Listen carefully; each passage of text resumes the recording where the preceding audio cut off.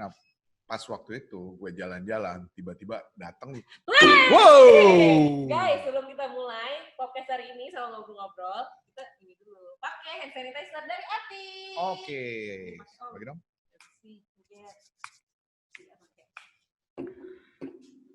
Nah, guys, Aktik ini bisa didapat di Lazada, Tokopedia, Blibli, dan Shopee. Aktif juga ada seri ICC-nya loh. Harganya satu bundling isi 3 40.000, satuannya 15.000. Linknya ada di bawah sini. Aktif bersih dimulai dari sini. Halo. Sebelum nonton, klik dulu tombol subscribe ya. Biar nggak ketinggalan update seru, klik juga tombol loncengnya. Jangan lupa like, comment, and share. Selamat menonton!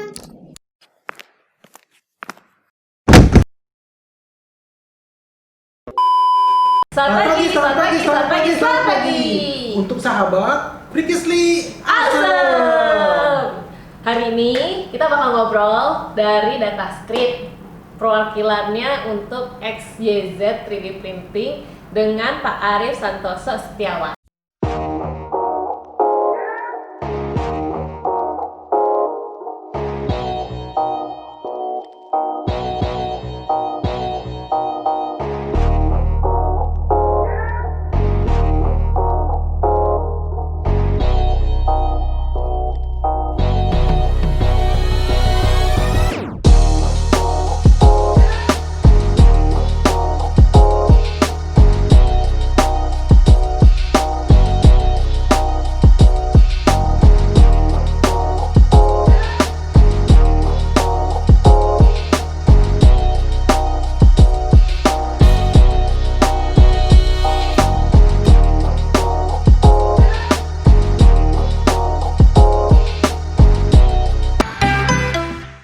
Selamat menonton. Halo Mas Arief, apa kabar? Halo, sehat?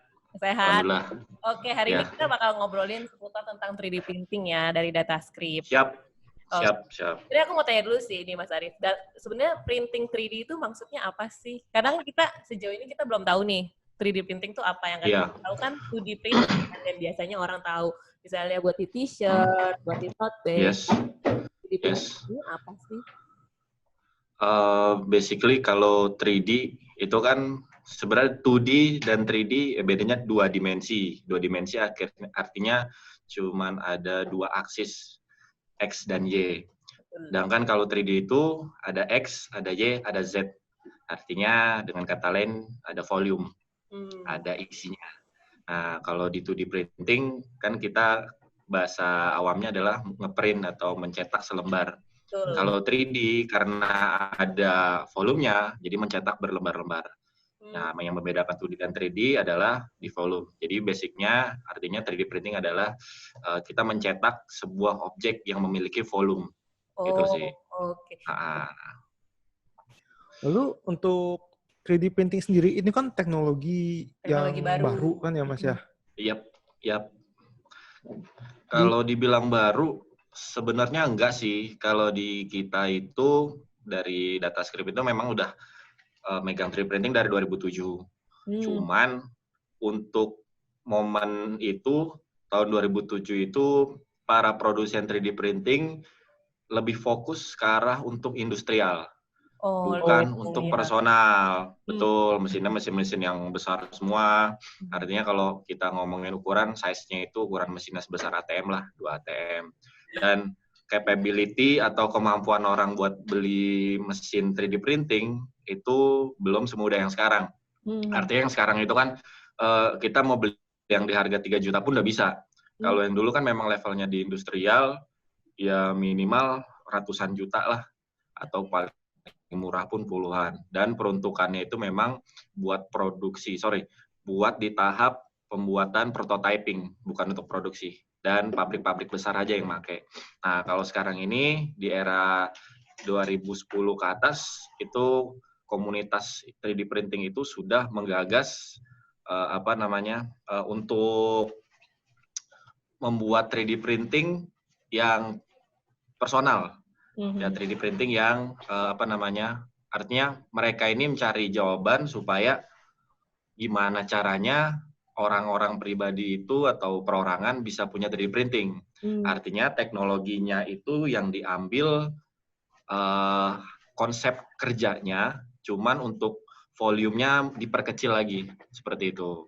Jadi ibarat kata dari mesin yang besar ya karena konsepnya sama, konsepnya nggak berbeda, ya itu diambil dan di shrinking lah, diperkecil jadi seperti itu. Gitu sih. Jadi sebenarnya sekarang udah banyak komunitas, betul. Jadi sebenarnya teknologi 3D printing itu udah ada dari 2017, cuman mungkin lebih 2007. Oh ya 2007. Mungkin terkenalnya belakangan ini ya orang karena dari mesin dulu kan yang kalau dulu lebih besar, sekarang lebih bisa. Betul. Semua orang personal juga udah tahu kali. Maksudnya kalau misalnya kita mau ngeprint 3D udah bisa gitu, nggak cuma perusahaan besar aja seperti itu. Iya, betul. Betul. Kalau ngomong seperti itu, biasanya siapa aja sih Mas kira-kira tuh yang bisa pakai, ataukah personal atau yang butuh lah? Kalau untuk usernya sendiri itu macam-macam, karena memang ini berawal dari industrial, lama-kelamaan kan masuk ke personal. Jadi dari kelasnya itu 3D printing mulai dari yang personal, artinya kita bisa pakai pribadi atau di rumah atau rumahan. Kemudian ada yang kelas profesional, itu kelas industrial, dan ada lagi yang level produksi. Jadi kalau yang untuk personal, yang mungkin Mbak Tia dan Mas Giri tahu yang 3D printing yang kalau ada di pameran yang kecil-kecil, itu yang personal, yang affordable lah. Harga 3 juta, 5 juta orang udah bisa punya, itu yang personal. Dan memang peruntukannya lebih ke arah untuk buat prototyping, atau misalkan buat produksi gimmick, mainan kecil, dan produksi skala kecil. Nah, kalau untuk yang level di atasnya, yang profesional, itu untuk industrial. Katakanlah kalau untuk yang level produsen mainan seperti Mattel lah, katakanlah, itu mereka punya 3D printing yang memang levelnya profesional. Artinya level profesional ini secara spek memang di atas personal. Dari ketelitiannya, kehalusannya, cuman masih tetap di ranah untuk pembuatan prototyping, bukan untuk produksi. Jadi memang dibedakan. Untuk pembuatan perwarupa dan produksi itu beda. Jadi kalau untuk perwarupa kita pengen, katakanlah contoh, inilah, nah ini sampel gini kelihatan nggak? Kelihatan, oke. Sorry, Matu. Masih background. Nah, nih, Nah, nih, kurang lebih kayak gini. Sebentar, anggaplah. Nah, kayak vas bunga nih. Ini background-nya mengganggu banget ya. Coba lihat yang lain. Nih. Ya, sebentar, kok nggak kelihatan. Inilah intinya. Jadi ini, sebentar. Gak apa-apa, Mas. Nih, sampel kayak gini nih, Mas. Nih. Jadi kalau misalkan untuk kayak orang arsitektur, sebelum dia bikin bangunan aslinya, kan dia bikin maketnya dulu. Nah, cuman nanti ukuran bangunannya itu dia punya data tersendiri.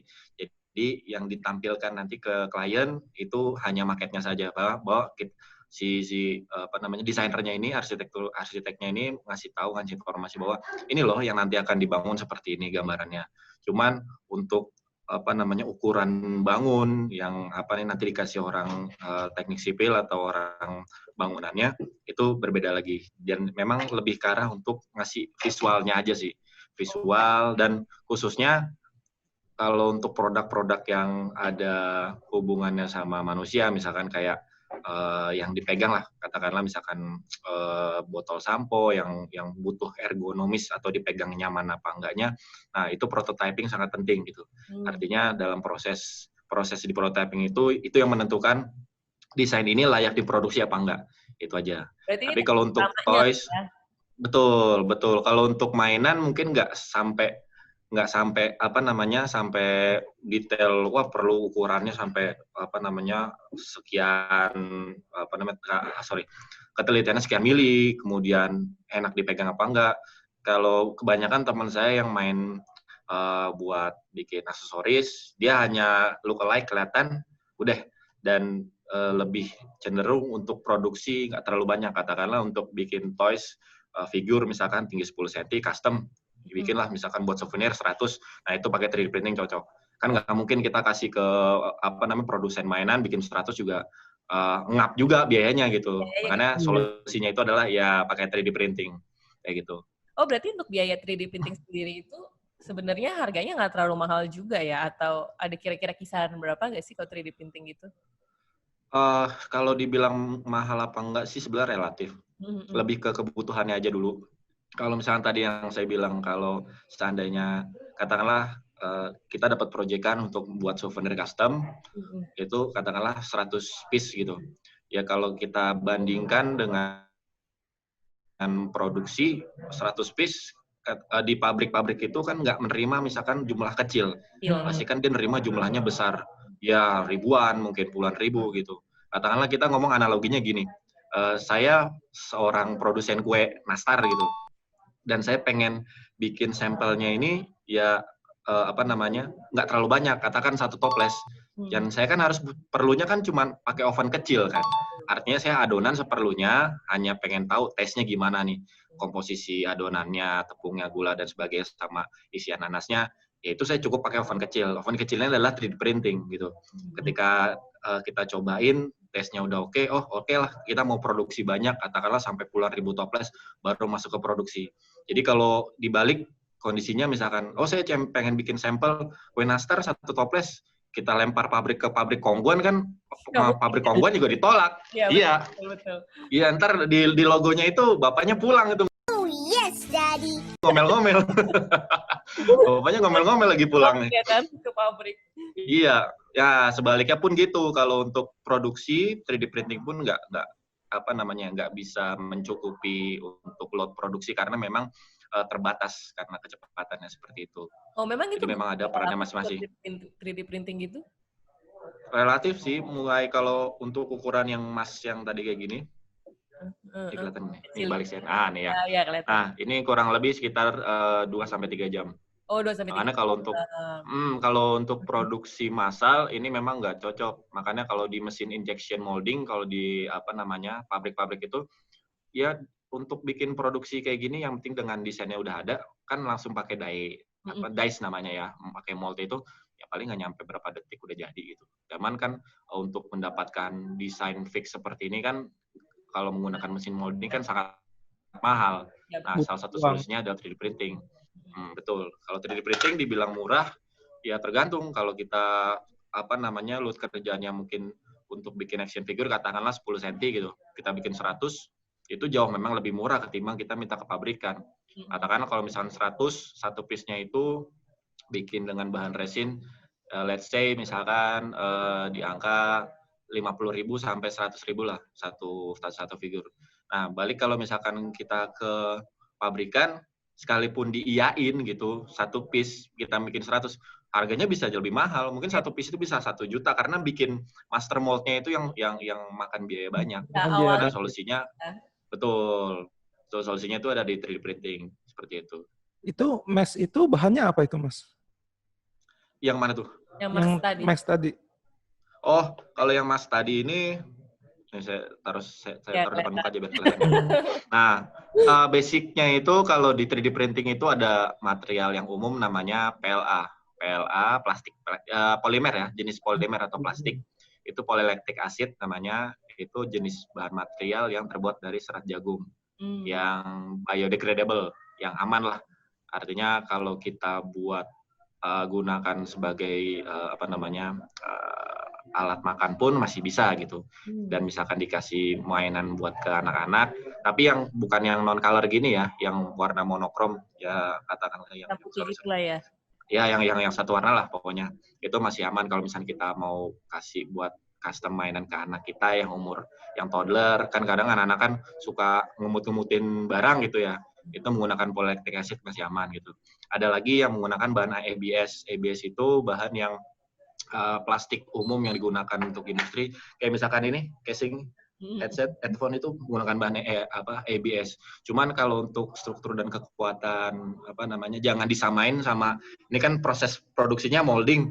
Ya, betul. Injection molding. Kalau 3D printing kan dia fuse deposition, artinya dia nambahin material, beda sama injection molding. Jadi struktur kekuatannya itu berbeda sama injection molding. Cuman secara fungsional, secara desain itu sudah bisa mewakili seperti itu. Dan memang ada beberapa desain yang bisa langsung dari 3D printing bisa langsung dipakai. Katakanlah misalkan kalau sekarang kan handle pintu orang kan nggak mau megang tuh. Oh iya. Agak geluh kan gara-gara ada virus corona gitu kan. Ya itu kan desain pakai 3D printing itu bisa. Itu masuk dibilang produksi enggak, cuman terbatas aja seperti itu.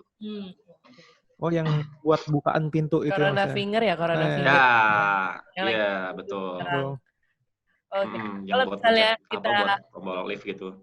Kalau bisa kita kaitin sama di Indonesia Comic Con nih Mas, ini kan tentang pop culture kan. Berarti orang-orang yang punya pop culture kan, kayak misalnya mereka artis atau misalnya collectible kolektor mainan kayak gitu kan. Yes. Mereka bisa nggak sih pakai 3D printing ini? Misalkan ada barangnya yang ada suatu part yang rusak atau kita mau bikin aksesoris sendiri buat toys kita kayak gitu. Soalnya kan banyak, kalau misalnya nggak usah jauh-jauh. Ya, kayak misalnya saya hobi Gundam, Mas. Cuman ada lagi rakit, partnya kebuang di runner gitu, hilang. Saya bisa gantiin nggak tuh dari plastik, dari Bandai itu? Dari 3D printing? Ya, kalau yes. Memang 3D printing itu kelebihannya adalah dia punya kelebihan itu namanya substitution. Buat menggantikan part. Itu di semua segmen industri ya, mulai dari toys, kita ngomong personal pun bisa, industrial. Nah, kalau kita bicara mengenai toys, yang tadi Mas Giri alami, kepahitan yang Mas Giri alami, itu yang partnya hilang. Itu pasti dirasakan beberapa penggemar mainan lah. Iya, banyak. Soalnya kan kalau ya itu bisa diganti ya, karena kan soalnya yang bisa diganti. Pengalaman yang dari beberapa teman itu kan, kalau misalnya kita kehilangan satu part, itu kita otomatis beli itu balik ganti yang baru, tapi kan cuma beli satu doang kan, harus beli satu set. Betul, beli satu set benar. Kalau di 3D printing itu, basically kita katakanlah Gundam hilang misalkan tangan kanannya deh. Nah itu kita basically kalau mau produksi itu minimal harus mengerti software 3D. Artinya data yang kita buat software 3D. Kita harus tahu ngerti 3D modeling lah. Ngerti 3D modeling, basic 3D modeling. Jadi karena memang output 3D printing itu kan basicnya dari data 3D model. Nah, data 3D model itu bisa diperoleh dari kita menggunakan 3D software, kita modeling dari 3D software, atau menggunakan 3D scanning gitu. Kalau untuk misalkan case-nya kita harus modeling ulang dengan 3D dengan 3D software, ya mau nggak mau kita ngukur dulu nih barang aslinya gitu. Ukur dulu barang aslinya, katakanlah kan nggak mungkin kita bikin desainnya asal-asalan gitu. Katakanlah tangan kirinya cuman panjang lebar tingginya 5 kali, misalkan 2 cm kali 5 cm lah, 2 atau kali 3. Dan kita juga harus kira-kira ngukur bahwa kurang lebih dimensinya sebesar itu gitu supaya dapat proporsi yang pas. Karena dibilang kita ngomongin toys, basic toys, orang toys itu kan rata-rata kebanyakan di orang satu animasi, seni, skulptor. Tapi kalau untuk ngomongin 3D printing, kita nggak boleh ngelupain namanya konstruksi. Hitung-hitungan yang tepat juga harus dipikirin. Jadi kalau misalnya di Gundam kan ada ball joint-nya tuh. Nah, itu juga harus dipikirin tuh. Nggak bisa ngasal kita. Itu juga harus diukur gitu. Ya minimal kalau pakai sigmat lah. Penggaris yang penggaris yang digital itu loh. Oh iya. Ya, sigmat kita sebutnya sigmat. Kita menggunakan sigmat, kita ukur. Ya dimensi kasar, kita drawing ulang, gambar ulang menggunakan pensil, nanti kita visualisasikan di kertas, baru nanti kita modeling menggunakan 3D. Nah, kalau yang kalau yang cara kedua itu menggunakan 3D scanner. Itu juga bisa. Jadi si objeknya ini bisa, katakanlah tangan kiri yang hilang. Nah, kita bisa scan nih tangan kirinya. Kita scan menggunakan scanner 3D, nanti di data digitalnya sudah didapat. Artinya kita bisa nge-mirror. Saya butuhnya kanan, atau saya pengen nge-printnya dua-duanya gitu. Atau tangannya saya pengen custom gitu. Misalkan Gundam tangannya gini. Saya pengen misalkan gini, bagaimana, atau gini. Atau Ya terserah deh, kan di 3D printing itu kita ngomongin 3D udah masuk software semua bebas gitu. Kita bisa berkreasi kayak gimana pun gitu. Jadi Artinya kita bisa custom mau bentuk seperti apa gitu. Dan Gundam-nya nanti misalkan mau diganti palanya Mas Gary, itu bisa banget. Tapi kan dengan 3D scanner. Tapi kan Gundam itu kan yang tahun-tahun dulu kan ada polycap itu kan plastik yang lembut ya. Itu juga bisa print gitu, Mas. Plastik lembut. Kalau untuk jenis plastiknya di 3D printing kan nggak semua plastik industrial itu tersedia. Nah, minimal kalau untuk pengen dapat material yang sama, kita juga harus pelajari karakter materialnya juga. Katakanlah misalkan plastik yang tadi Mas sebut itu agak lunak, agak lembek lah, agak sedikit elastis. Nah, mungkin masuknya ke jenis yang plastik ABS, atau misalkan yang semi karet, itu ada namanya TPU. Oh, bisa. Itu memang dipakai buat. Bisa. Tapi sebutnya bukan karet, bukan rubber dia. Dia jenisnya apa namanya ya? Masih polyester juga deh. Masih polimer, masih keluar dari plastik, tapi bukan rubber. Cuman karakternya sama kayak rubber gitu. Jadi kita, untuk varian materialnya ya sangat banyak, cuman nggak bisa dipasin. Katakanlah kalau di botol mungkin ada PET botol. Nah, material PET itu tersedia. Tapi saya nggak tahu kalau yang di Gundam itu jenis materialnya apa. Mungkin nanti bisa disesuaikan di katalog yang material treatment ini, kalau memang ada berarti memang bisa diproduksi sama seperti itu. Oh gitu. Jadi itu sebenarnya material bisa menyesuaikan dari produk kita sendiri gitu sebenarnya ya.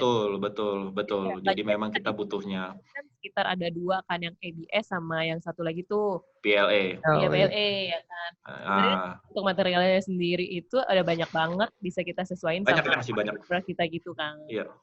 Betul, banyak sekali. Seperti itu. Buat hobis itu sebenarnya worth it gak sih beli 3D print itu? Misalnya buat pelaku hobi. Oh, untuk hobis. Ya, kalau untuk hobis worth it apa enggak? Kalau menurut saya itu worth it. Jadi bisa, kalau saya memposisikan diri saya sebagai hobis, saya bisa punya 3D printing untuk saya pribadi, artinya untuk kepuasan saya sendiri, saya bisa custom macam-macam. Di sisi lain, ini bisa menjadi peluang bisnis. Jadi kalau misalkan jadi peluang bisnis. Jadi kalau misalkan saya mau bikin custom toys by order, orang pengennya seperti apa, yaitu kita bisa lakukan dengan 3D printing dan 3D scanning. Katakanlah dengan saya punya 3D scanner dan saya punya 3D printing dan saya punya skill 3D modeling juga, anggaplah saya buka jasa untuk pembuatan custom toys. Misalkan Mas Gary mau di custom, Mas Arif tolong dong customin saya, misalkan, oh yaudah saya modeling Gundam, misalkan Chibi Gundam gitu lah. Nah, nanti wajahnya Mas Gary kita scanning 3D, nanti menggunakan software, kita masukin, kita jadiin satu, ya itu nanti kita painting manual atau menggunakan 3D printing yang sudah full color, ya itu kan ada value-nya, ada nilai jualnya gitu.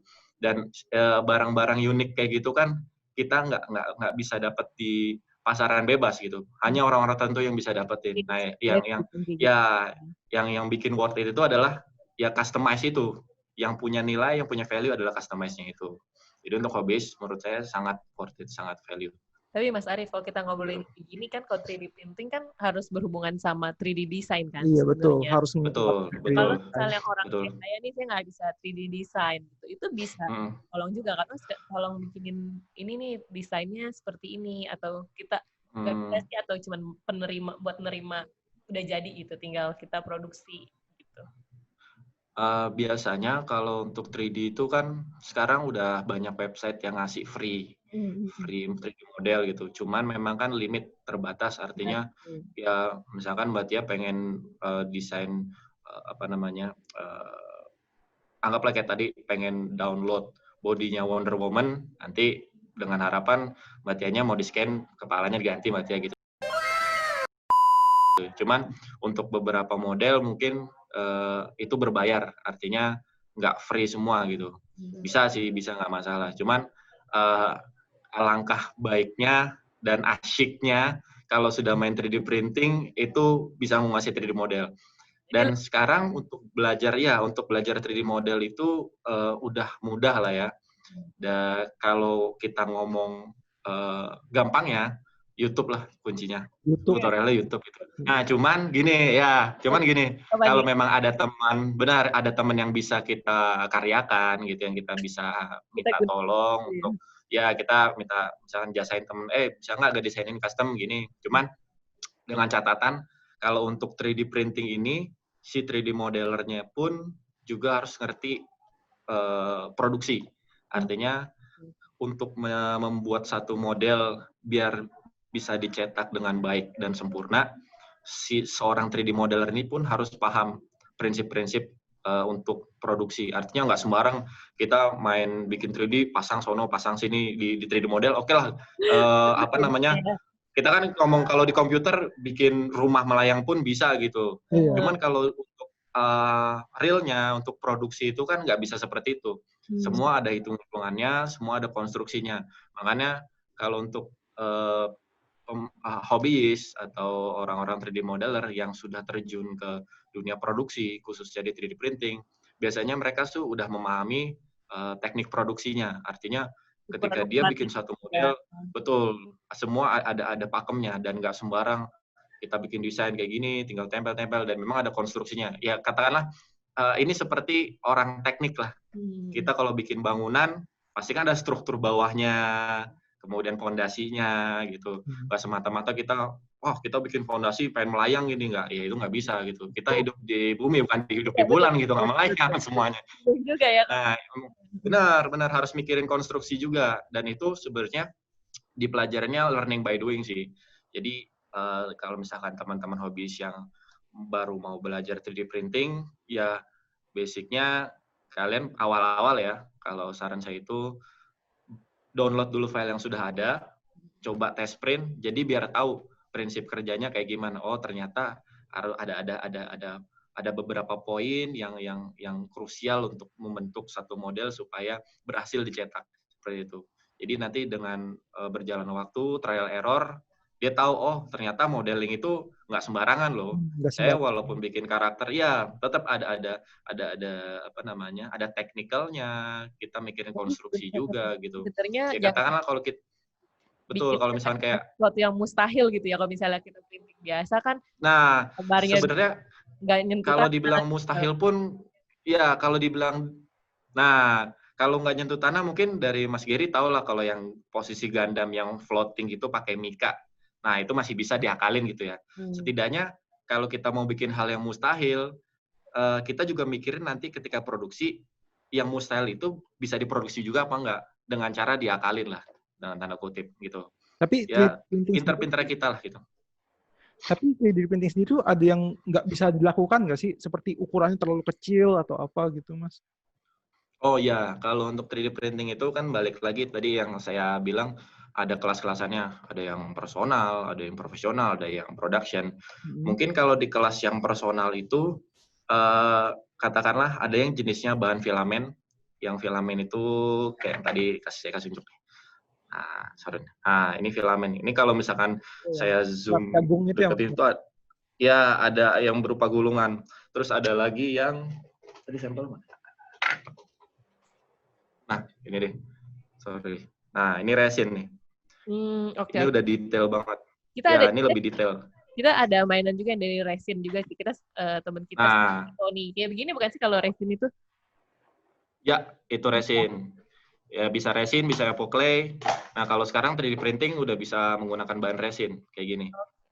Untuk hasilnya lebih halus daripada yang bahan kayak gini, lebih halus. Tahan berapa lama? Kalau tahan berapa lama sih? Selama nggak diinjek, nggak didudukin sih nggak masalah ya. Kalau untuk jenis material yang filamen yang kayak gini, itu dia nggak boleh kena panas di atas 60 derajat. Artinya kalau ini saya siram pakai air dispenser, saya bisa bengkokin. Oh, jadi katakan kalau ini gitu ya, jadi berupa bentuk, betul, deformasi. Nah, kalaupun saya taruh di mobil, dalam mobil posisinya di outdoor, suhu ruangan dalam mobil panas, itu pun bisa jadi deformasi. Dibilang meleleh sih enggak sih. Oh, enggak. apa ya, kalau orang Jawa bilang itu melento, Mas. Penyok lah. Nah, melento orang Jawa bilang itu. Itu penyok. Jadi elastis. Kalau untuk bisa dibentuk. Ya, kalau untuk material yang kayak ABS itu memang dia lebih tahan. Dan ada jenis material lain yang tahan suhu tinggi gitu. Dan sebenarnya banyak ada yang diprioritaskan itu kekuatannya, kemudian tahan panas, kemudian elastisitasnya, macam-macam sih. Nah, kalau untuk yang resin tadi yang kayak gini nih. Nah, ini kelihatan nggak? Ini detail banget. Nah, ini background-nya ganggu banget sih. Bunga atau? Itu cincin ini harimau. Singa, sorry. Ini detail banget. Kalau ini kelihatan. Ya, kalau resin itu kebanyakan sih untuk yang teman-teman yang hobi toys yang ukurannya mikro, kecil, misalkan 2 cm ke bawah. Jadi kalau teman saya tuh yang main pembuatan aksesoris, nah itu dia bikin resin, bola resin, tapi di dalamnya ada karakter. Nah itu karakternya ukurannya ya 1 cm ke bawah, kadang ada yang ada yang setengah senti, ya bisa. Kalau pakai 3D printing yang resin itu bisa. Kalau untuk pakai yang bahan filamen itu tidak mungkin kan. Dengan kata lain bahasanya, kalau yang filamen ini lebih cocok untuk print yang besar, menengah dan besar. Kalau yang resin itu di bawah menengah dan sampai yang kecil, gitu. Dan kalau untuk inputnya kayak di 3D scanner, ya itu nggak masalah, bisa dua-duanya. Kita mau ngeprint pakai resin, mau ngeprint pakai yang filamen, itu pun bisa. Karena data yang diambil dari 3D scanner itu adalah data 3D yang bisa diproduksi pakai mesin apapun. Bahkan pakai mesin CNC pun, mesin cutting pun bisa gitu. Karena kalau udah masuk ke 3D, ya kita mau modifikasi, mau produksi model kayak gimana pun bisa. Seperti itu. Oke, seru juga ya ternyata ya, bisa buat bikin usaha. Seru banget. Iya. Seru banget terus. Soalnya kan sekarang nih lagi zaman yang si Corona Finger itu kan, ternyata kita baru tahu itu bisa diproduksi 3D printing kan. Betul. Supaya buat pelaku usaha kan zaman sekarang ya kan, samping. Benar, iya. Nggak ada duit nggak makan. Kita kasih pertanyaan ini ke semua guest kita. Pertanyaan, siapa sih heroes without cap-nya Mas Arif? Dan teman-teman. Boleh eksternal juga. Siap. Basically, as a Muslim, saya berbicara my heroes is my prophet Nabi Muhammad Sallallahu Alaihi Wasallam. Cuman karena Rasul tidak bisa digambarkan, ya saya punya idola yang cara hidupnya seperti beliau, adalah keluarga saya dan teman-teman dan orang-orang kantor dan sebelah saya Bu Prima, ini idola saya. Jadi semua orang yang ada di hidup saya adalah my heroes lah. Mas Arif, ini kita sebelum tutup pembicaraan kita nih yang hari ini, kira-kira ada giveaway nggak nih dari Datascript buat teman-teman yang udah nonton? Yes, kalau untuk giveaway kita adain giveaway-nya. Jadi nanti untuk teman-teman yang mau mendesain 3D model, ya terserah deh, yang penting unik dan menarik. Nanti kalau kita cek, memang yang pertama adalah desainnya unik dan menarik, kemudian printable yang jelas, yang bisa dicetak, karena kan balik lagi tadi yang saya bilang, perlu ada konstruksi juga, karena saya juga bingung nanti ketika dia ngasih desain asal-asalan, dia berharap untuk di print, sorry itu saya gitu. Saya juga harus realistis, karena memang di sini ada kaidah-kaidah yang harus terpenuhi untuk diproduksi gitu. Ya, intinya dua poin tersebut yang menarik, terus kemudian unik desainnya, dan 2 orang yang nanti kita pilih nanti akan kita cetakkan secara cuma-cuma. Kita kasih kirim langsung. Kiri nanti kasih desain. Langsung ya? Masih langsung ya? Oh iya. Caranya gimana nih Mas? Berarti kan ada 2 orang. Kita di IG-nya di 3D printer @3dprinter_datascript, terus kemudian mention-nya hashtag-nya pahlawan tanpa tanda jasa. Oke, berarti giveaway-nya ada buat 2 orang untuk 3D printing. Caranya? Betul. Dan yang unik, menarik. Caranya gitu ya. Posting di IG 3D printer datascript dan mention dengan hashtag pahlawan tanpa tanda jasa. Oke. Itu Jadi aja. Ya ditunggulah. Nanti kita seleksi. Wah, jurinya banyak lah, 10.000 orang lah. Iya. Berarti itu jurinya Iya. Satu stadion lah pokoknya jurinya. harus follow 3D printer DataScript dulu lah ya, baru bisa ya. Kalau nggak dapet ya. DataScript, yes. Iya. Iya nggak dapet. Gimana caranya kalau nggak dapet. Oke, Mas Ari, banyak tambahin lagi. Siap. Kira-kira promo atau apa? Untuk apa promo ya? Emang kita ada promo ya? Nggak ada sih ya. Ya kalau saya sih dari saya pribadi, gini Mak. Kita masuk ke dunia teknologi, IoT lah, Internet of Things, kemudian teknologi yang kita pakai ini semakin ke depan semakin maju.